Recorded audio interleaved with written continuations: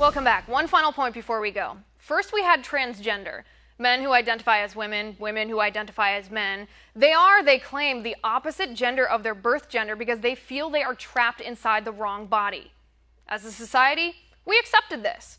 Then we got transracial. Rachel Dolezal, the white woman who pretended to be black and even led a chapter of the NAACP until she was exposed and thrown out, she claimed she wasn't pretending to be black. She is black because she feels black. She's a black woman trapped in a white woman's body.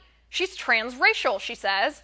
As a society, we accepted this for the most part, except some liberals who claimed transracial is a thing, but Rachel Dolezal doesn't qualify because she's an imposter and a liar, and imposters and liars aren't entitled to their feelings or their identity. There's more. After transgender and transracial, we got transabled. Yeah, this one's really messed up. Physically healthy people who feel they should have been born disabled. A man in Great Britain cut off his arm because he felt like an amputee. A woman in North Carolina poured drain cleaner in her eyes because she felt blind. Transgender, transracial, transabled. Guess what's next? A grown man posting an ad on Craigslist wanting a nanny because he identifies as a baby. You can't make this stuff up. Ridiculous?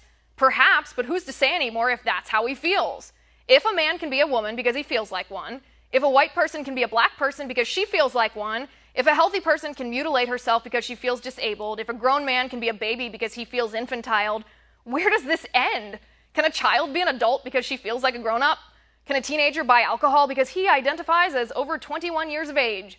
Can a grown man attend kindergarten because he identifies as a 6-year-old girl? Can a child spend the day at doggy daycare instead of school because the child feels like a canine? If not, why not?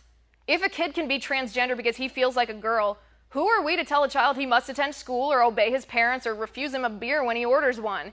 You can't have it both ways.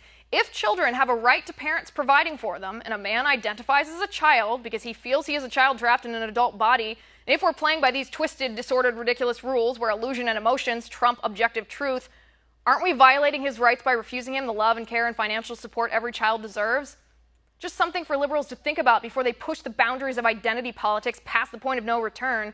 When you sacrifice objectivity and reality like transgender, transracial, transabled, transspecies, transaged, you get cultural absurdity. And we promise to cover it every step of the way because it has only just begun. And that's my final point tonight. You can reach me on Twitter at Liz_Wheeler. If you liked the show, please send me an email at oann.com/contact. In the meantime, catch us here tomorrow at 9 p.m. Eastern. And until then, have a good night.